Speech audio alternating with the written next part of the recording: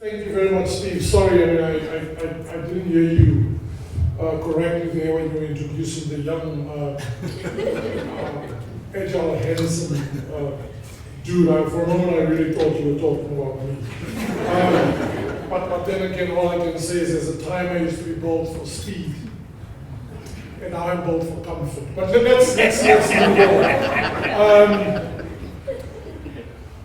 on. I think we've assembled.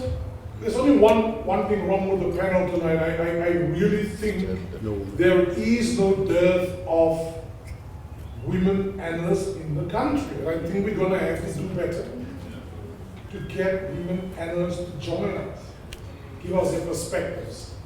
Nevertheless, I think we have assembled three renowned, respected analysts, and I can assure you the gentleman that I know will give us a no-holds-barred perspective on the state of the nation. So before I introduce the topic very, very briefly, let me just tell you what they all have in common. With the one on the extreme left, not necessarily ideologically. We recently traveled to Brussels together. And I won't tell them about the Justin Bieber incident, Professor Fikeni, but it was a wonderful trip to Brussels. Now, what actually happened is that we had a session with the European Commission, so they sent us a senior official to join us one day, and this sharp, very sharp guy looked so young. He really looked like Justin Bieber. And the female members of our delegation appeared rather distracted throughout the session. So we had to ask Justin to sort of leave the room at some point. The two of them have something in common. I once was his boss. He doesn't behave like this way, Aubrey Machiki. But I had the privilege for about 6 years of it. At the Center for Policy Studies, we worked together where Aubrey was senior research associate, and Aubrey has indeed made a name for himself in understanding, dissecting, often with a scalpel, what's going on in the ruling alliance. I often say to people, Aubrey, that give members of the decision-making units in the ANC some credit. Those who in 2008 wanted to get rid of 2 centers of power, I think they definitely succeeded in their goal of getting rid of 2 centers of power. The only thing is they appear to have replaced it with 42 centers of power.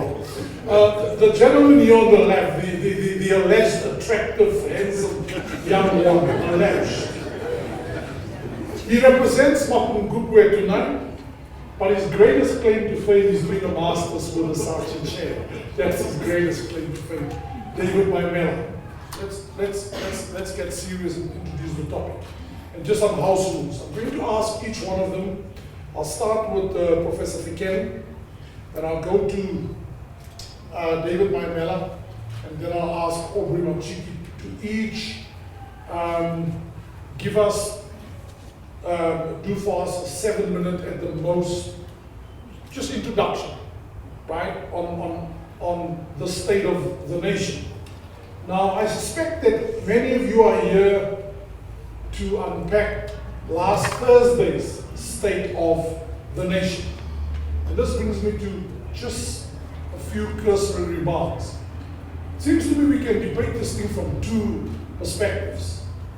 There is this event officially in the South African calendar.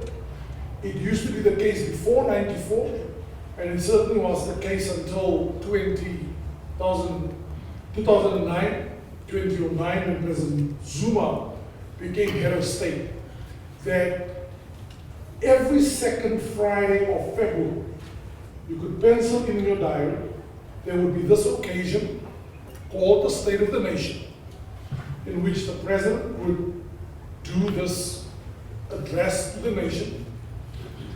And we can debate what the purpose of this is supposed to be. Is it supposed to be a vision statement? Is it supposed to be a part diagnosis of where the country is?